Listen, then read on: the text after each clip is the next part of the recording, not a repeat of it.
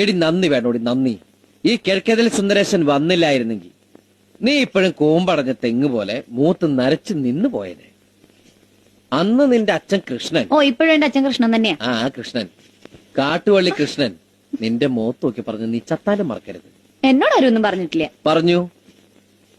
മോളെ രാധാമണി, സുന്ദരേശനെ പോലെ സുന്ദരനും സുശീലനുമായ ഒരു ചെറുപ്പക്കാരനെ നിനക്ക് ഇനി കിട്ടില്ല. അയ്യടാ സുന്ദരൻ കണ്ടേച്ചാലും മതി. ആ അതെടി ബോറടിക്കും. കല്യാണം കഴിച്ച മാസങ്ങൾ കഴിയുമ്പോഴേക്കും ഭാര്യമാർക്കെല്ലാം ഭർത്താക്കന്മാരെ ബോറടിച്ചു തുടങ്ങും. എന്റെ ചേട്ടൻ ചേട്ടത്തിയമ്മയ്ക്ക് ആഴ്ചയിൽ സാരി മേടിച്ചു കൊടുക്കുന്ന പോലും ആ ബോറടി അങ്ങോട്ട് ഒഴിവാക്കാനാണ്. പിന്നെ ഒരു ആശ്വാസം, നമുക്ക് ആ ബോറടി തുടങ്ങിയിട്ടില്ലല്ലോ.